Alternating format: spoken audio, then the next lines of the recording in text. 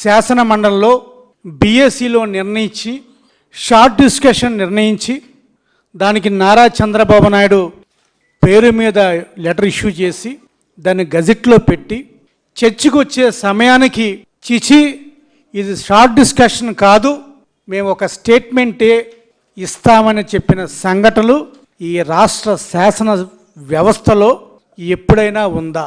శాసనసభలో గంటల కొద్దీ మీరు లడ్డు మీద చర్చిస్తారు, అదే శాసన మండలిలో 1 గంట కూడా లడ్డు మీద చర్చించరంట.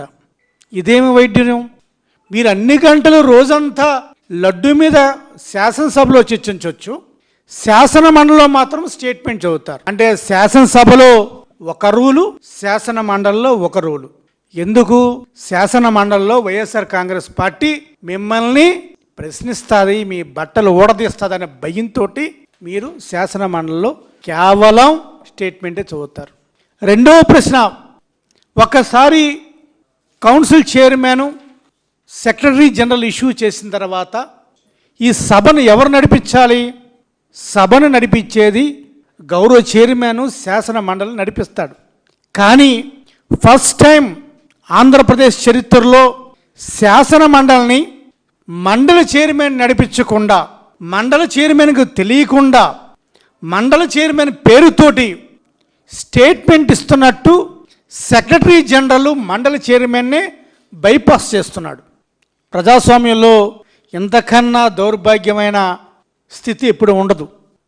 అంతేకాకుండా శాసనసభలో, శాసన మండలిలో శాసనసభ పక్ష మంత్రి అయిన పయ్యావుల కేశవులు ఎవరికి మైక్ ఇవ్వాలి, ఎవరికి మైక్ ఇవ్వకూడదు, ఎవరికి కెమెరా చూపించాలి, ఎవరికి కెమెరా చూపించకూడదు అని శాసన మండలిలోనే డిక్టేట్ చేస్తున్నారంటే వాళ్ళంత దిగజారితనం ఇంకెక్కడా లేదు ఈ దేశంలో.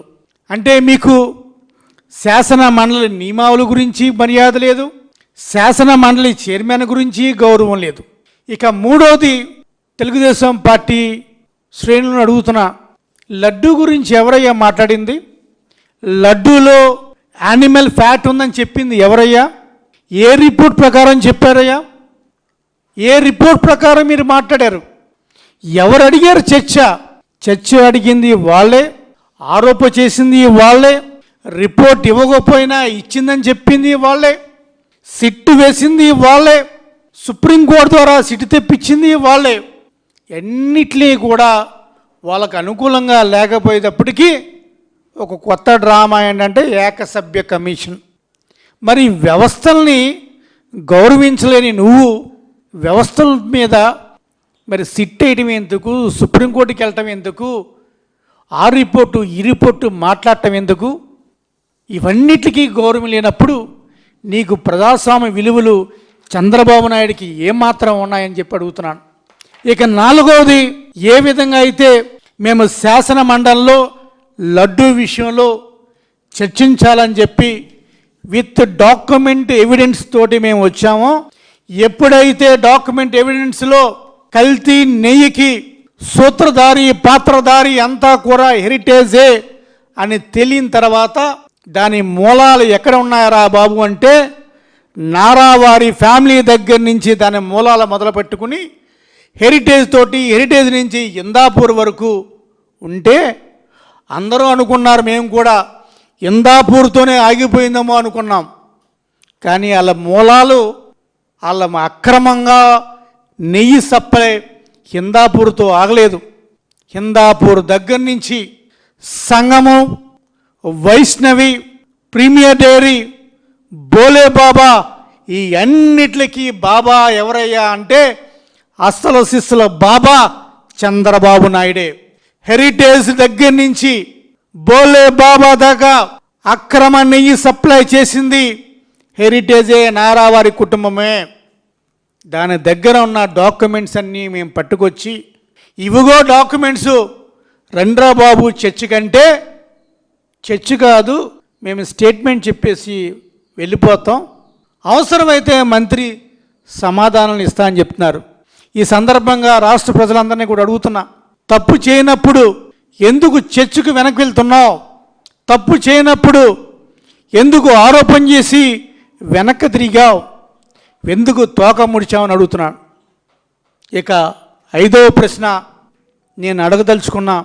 ఈరోజు ఆ కలియుగ దైవం దేవాది దేవుడు వెంకటేశ్వర స్వామిని దర్శించుకుంటమే పుణ్యం అనుకునే ప్రజానీకం, అటువంటి ప్రజానీకం ఈరోజు ఒక TV5 చైర్మన్ని టీటీడీ బోర్డు చైర్మన్ చేస్తే ఆ టీటీడీ బోర్డు చైర్మన్ రాసలీలలతో దొరికితే దానికి తెలుగుదేశం పార్టీ సమర్థిస్తుందా, బహిష్కరిస్తుందా? సమర్థిస్తుంటే మీరు ఇచ్చే తిరుమల తిరుపతి దేవస్థానానికి ఆ కలియుగ దేవుడికి ఇచ్చే గౌరవం ఇదేనా? మీరు బహిష్కరించి విముక్తిని చేస్తే నిజంగా కూడా ఆ దేవుడి మీద మీకు శ్రద్ధ ఉన్నట్టు కనీసం ఇక్కడే నాకు నిరూపించుకోండి. జగన్మోహన్ రెడ్డి గారి పార్టీ మీద నిందేయడానికి ఆరోపణ చేశాం. జగన్మోహన్ రెడ్డి గారిని హిందువులకు దూరం చేయడం కోసం ఆరోపణ చేశాం. మేము తప్పు చేశామని చెప్పి ఆ కలియుగ దేవుడికి క్షమాపణ చెప్పుకోవటం ఒకటైతే, రెండోది మీరు చేయవలసింది ఏదైతే కల్తీ నెయ్యి జరిగిందో దానికి మూలాలు నారావారి ఫ్యామిలీ నుంచి, హెరిటేజ్ నుంచి, హిందూపూర్ నుంచి, సంగం నుంచి, వైష్ణవి దగ్గర నుంచి, ప్రీమియర్ నుంచి, బోలేబాబా దగ్గర నుంచి అన్ని భావాలకి మూలమైన చంద్రబాబు నాయుడు దగ్గరికి ఉన్నాయో వాటి మీద సిబిఐ విచారణ వేసుని మీ మీద మీరు నిజాయితీ పరులని నిరూపించుకోవాలని చెప్పి వైఎస్ఆర్ కాంగ్రెస్ పార్టీ డిమాండ్ చేస్తుంది. తప్పకుండా దీని మీద పోరాటం చేస్తాం.